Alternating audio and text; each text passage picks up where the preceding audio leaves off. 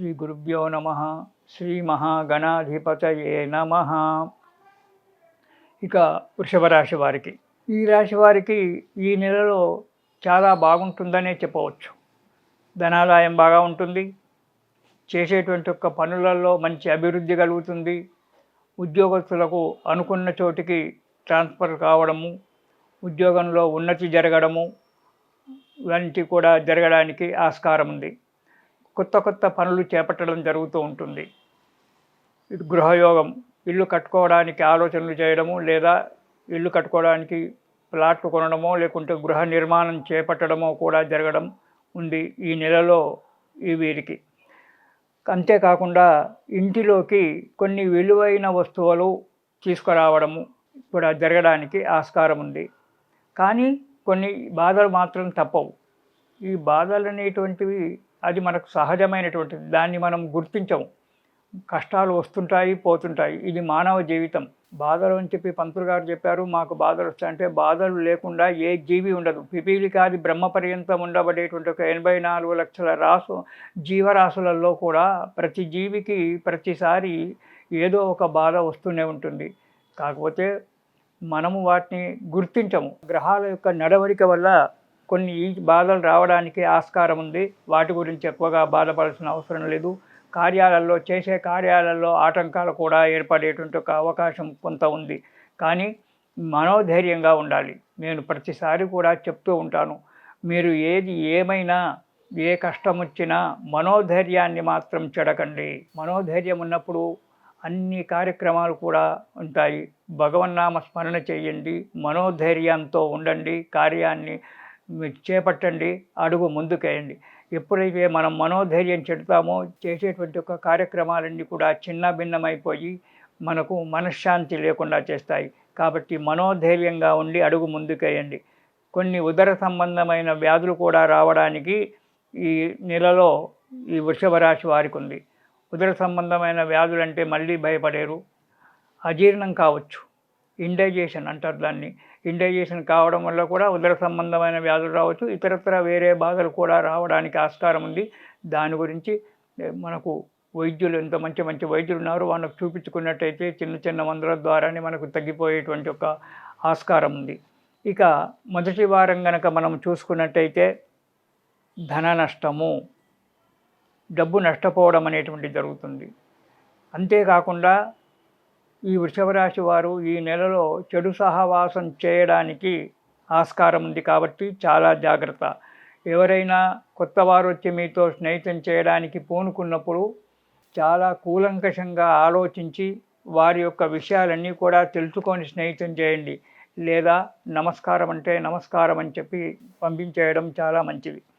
వృత్తి వ్యాపారాల్లో కొన్ని చిన్న చిన్న చిక్కులు రావడానికి ఆస్కారం ఉంది. కాబట్టి తగు జాగ్రత్తగా ఉండండి వృత్తిలో కానీ వ్యాపారం. ఈ వృత్తి వ్యాపారంలో చిన్న చిన్న చిక్కులు రావడం వల్ల మానసిక ఆందోళనలు ఉండడం అది సహజమే కదా. మనం చేసేటువంటి ఒక పనిలో కొన్ని చిక్కులు వచ్చినప్పుడు మనసు ఆందోళనగా ఉంటుంది, ఇదే ఉంటుంది. దానివల్ల మనస్సు ఎప్పుడైతే ఆందోళనగా ఉంటుందో స్థిరమైనటువంటి ఒక నిర్ణయాలు తీసుకోలేకపోతాం. కాబట్టి మనస్సును ఆందోళన పడకుండా మనోధైర్యంగా ఉండిపోవడం జరగండి. ఇలా చిన్న చిన్న లేకపోవడం వల్ల మనశ్శాంతిగా ఉండదు. ఇక రెండవ వారం కనుక చూసుకున్నట్టయితే రెండవ వారంలో అంటే వృషభ రాశి వారికి జూలై నెలలో రెండవ వారంలో వృత్తి వ్యాపారాలలో మంచి అభివృద్ధి కనబడుతుంది.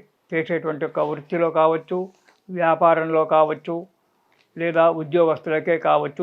ఉద్యోగులకు ఏమి లాభం వస్తుంది అంటే ఇంక్రిమెంట్స్ రావడము, లేదా ఏవైనా ఏరియర్స్ ఉంటే అవి రావడము, ఇలాంటివి జరగడానికి ఆస్కారం ఉంది.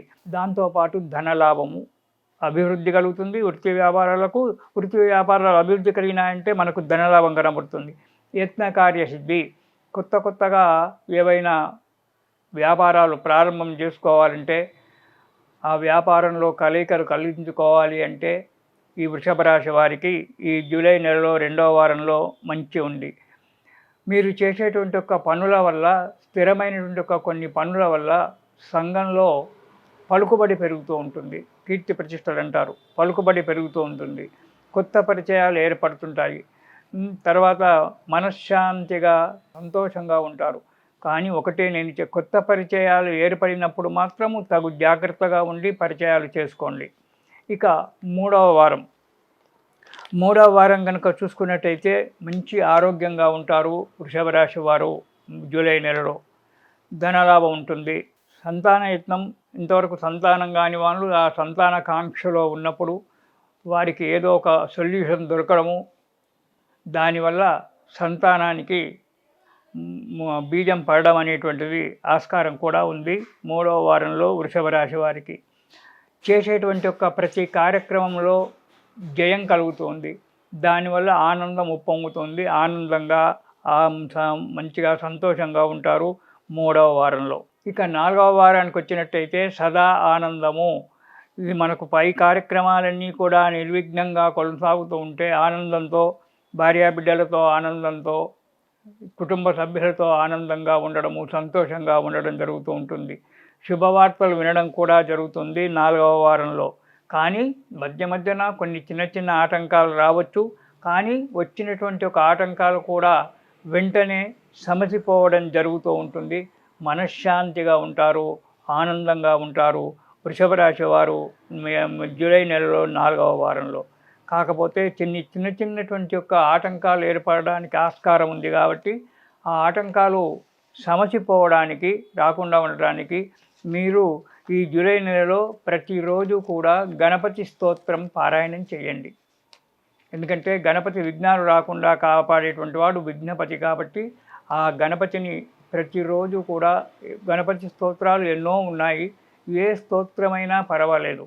గణపతిని ప్రార్థన చేసినట్టయితే ఏమీ లేదు, మేము ఏమీ చేసుకోలేము అంటే ఓం శ్రీం గం గణపతయే నమః అనేటువంటి ఒక్క నామాన్ని ప్రతిరోజు జపం చేసినా పర్వాలేదు.